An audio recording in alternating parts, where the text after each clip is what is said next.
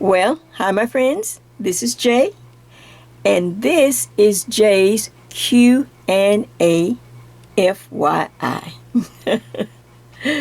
Well, first of all, I want to thank each and every one that has or thinking about or have already started or even finished my Spring Fling sweater. I have people still working on it and still giving me information, and I just think it's wonderful, and I want to thank everyone. But I want to give a special shout out to Dawn because she's been working right along with me, and she had some great questions and some great suggestions too. And so I thought, of course, I did message her back right away, but I thought, you know what? Why don't I try, do this little, I'm calling it Jay's Q&A, FYI, so that everyone who is working or will try this sweater will be able to take advantage of the suggestions that she came up with and the some I'm going to give too, because we want to make a beautiful project. This was just a prototype. We were working from a stitch book, just learning how to design. And that's part of the process, people. That's why you don't use your good yarn right away. All right, so let me just get into Dawn's first question. She had a couple, so I'm going to take it and answer each one, and then I'm going to put in my the things that I found too. Question number one. As she was finishing up her sweater, and she sent me some cute pictures, and she says, Jay, I didn't quite, my front, I just couldn't quite get it to lay or look as nice as yours. And she said there was quite a lot of fabric, and let me just show you. I'll pull this over instead of moving the whole sweater. Even though I didn't add many stitches up under the arm space, by this particular style, adding this wedge or this V shape down the front as a shawl front to this sweater, of course it was growing, creating a lot of fabric. So her suggestion is, and Jay, Don, I hope this works because I want to try it. She said, Jay, what if we leave out the last yarn over on the chart? I'm sorry, I'm hitting the camera. She said, why don't we leave out this last row of yarn overs? You remember the eyelet row? You can see it right here. My arm might be in the way, but can you see that row over there? Okay, and just knit it and just leave the front yarn over row. Now I'm gonna hold up the front. You can see all the yarn overs there. Can you see all those pretty yarn overs that we started every row with on the chart? And let the front grow, but not this side, so that it won't create so much fabric. So I thought that is a great idea.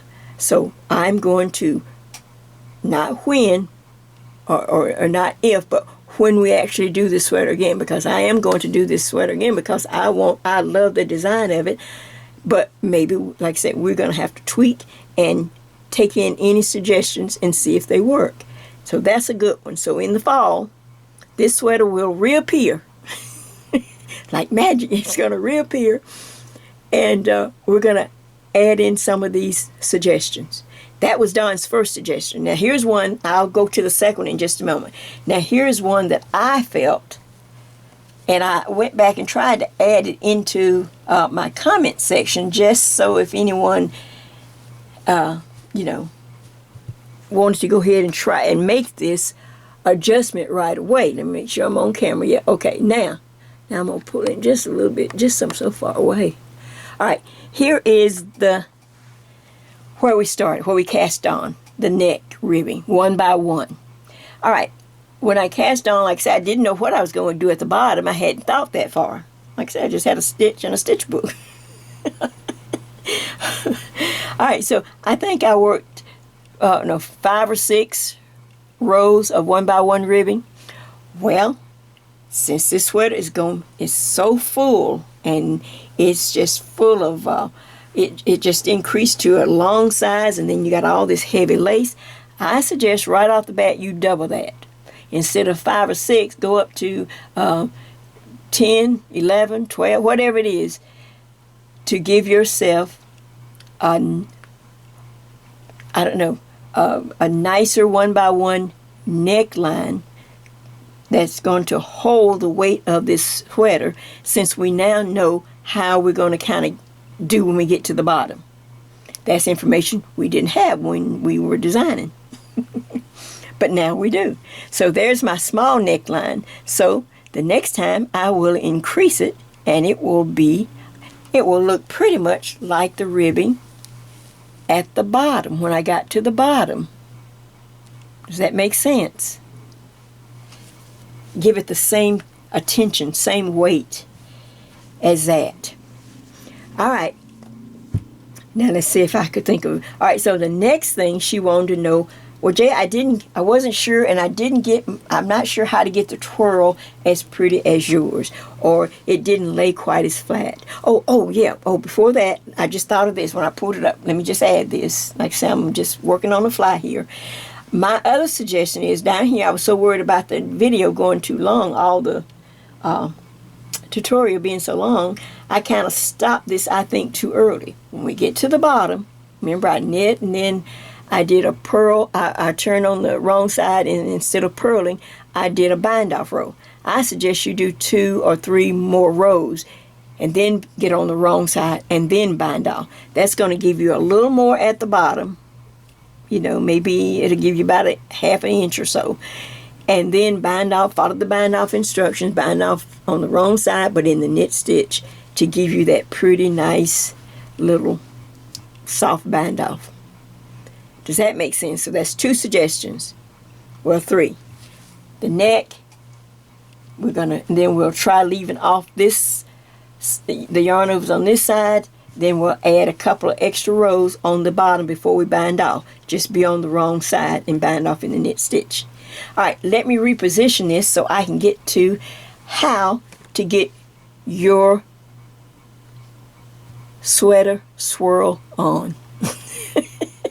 Back in just a minute. All right, so now the second part of Dawn's question. She said, Jay, I've done, and she sent me pictures, and she was wearing it. It looked cute. She said, but I just could not get the pretty laces spread or the pretty little twirl at the end of my sweater front. So let me go through the steps so that not only Dawn can get it, but you can get your sweater twirl on too. Or swirl, or whatever you want to call it. All right, first of all, you see I have the one front section on the wrong side because it's acrylic, so I have gone through that. I showed you how to turn it on the wrong side and use a pillowcase, but since you wouldn't be able to see what I'm doing with the pillowcase, I'm just going to leave it off and we're just pretending. The first thing I want to do, since the main thing of this is to have a pretty point, so even on your ironing board, take your pin or two, or on a beach towel. Say if I was on my counter and I had a big old thick beach towel. Can you see that point? Let me just check. Can you see how I've pinned that point out? I hope I'm on camera. All right, so you've pinned that point out. In fact, let me move it over a little more. I want to make sure I am on the camera. Like that. And you can stick more than one, whatever it takes. Then I'm going to take my iron, and of course we're just pretending, and I'm going to start steaming.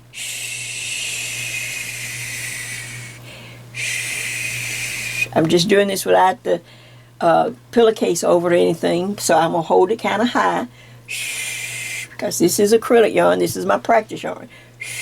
So then I sit it down, and then I start to hand press open up this lace. Now if you're wet blocking, of course you're just going to wet yours and spread it out like you normally do and let it dry. Okay, and then it's going to take, that's just one little section. Do it a little at a time, and then we go on up.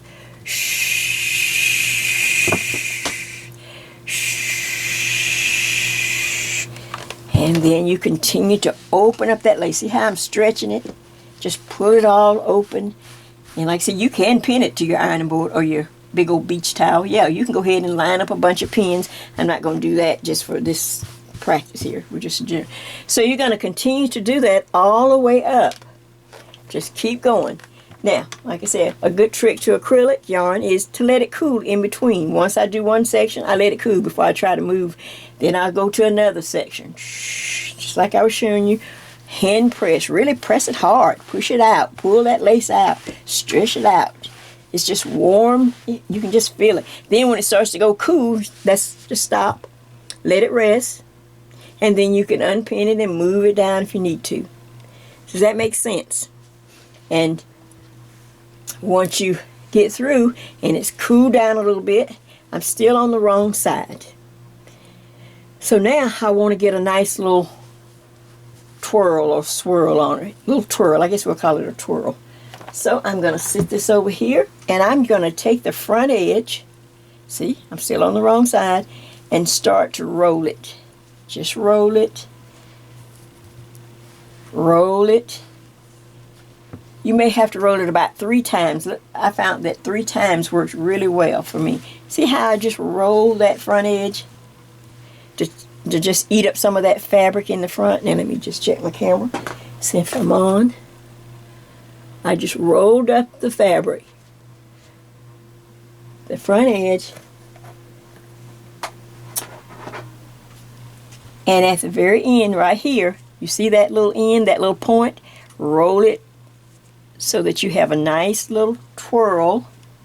See how you have to kind of create the twirl, then it will hold its place once you do that. You don't have to steam it. At least I didn't really have to steam my twirl. After a while, the fabric just wants to twirl on its own. See? So now, I'm going to flip it to the front, just like this. So now I'm on the front of the fabric. I've went ahead and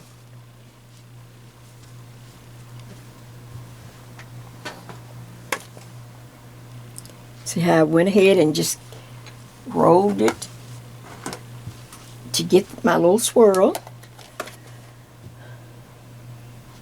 Okay, once I have that, and then especially this little point, then I'm going to, while that's cooling, while it's just sitting and relaxing, I'm going to go ahead and cut myself a bunch of fringe.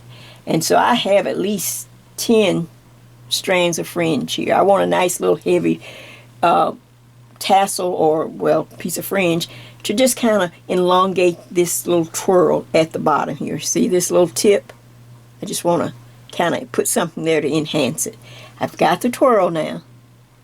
It will just be like memory. It will just kind of twirl back because you have steamed the lace nice and flat and thin. You really steam it nice, and on the wrong side, let it cool.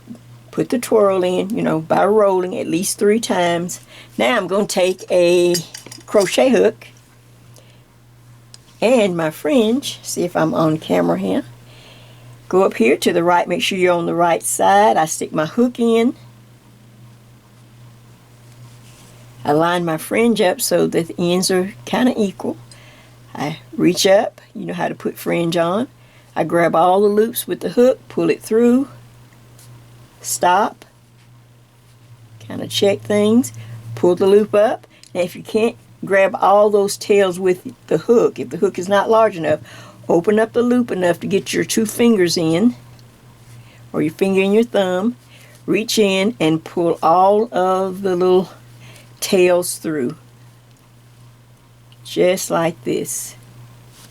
Slowly pull. Now I didn't catch them all, but that's alright. I'm not going back. This is just so that you can see.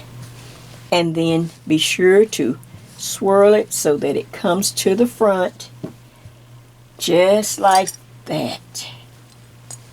I'm going to pull it over to the side so that I can see it.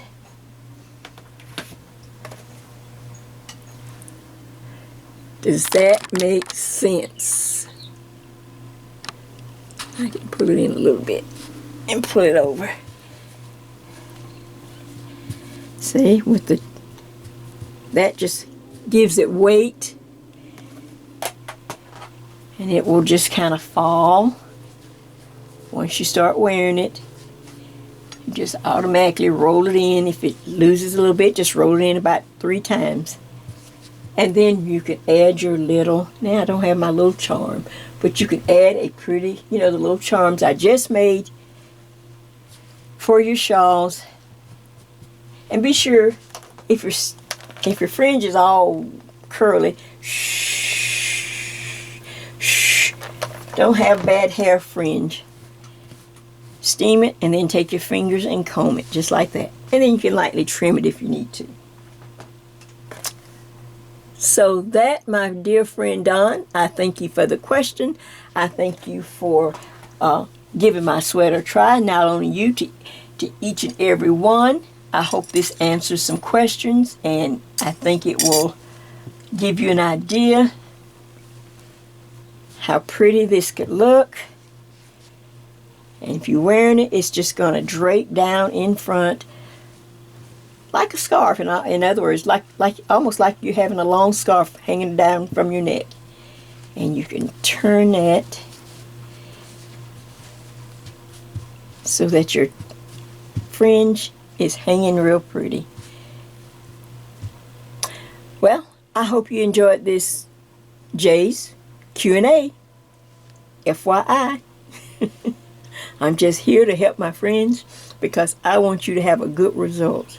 I want you to be proud of what you made, but I want you to wear it. This is not a looky-loo show. You know, you see me wear the things. I want you to be able to wear it out. Doesn't have to be perfect yet. None of us are perfect. You know, everything takes time. But I want you to enjoy the journey. And like I say, when you get through, I want you to be happy that you stepped out. So this is Jay, and I will see you. I'm working on the next project, and I will see you soon. So happy crocheting and happy knitting too. See you. Bye-bye.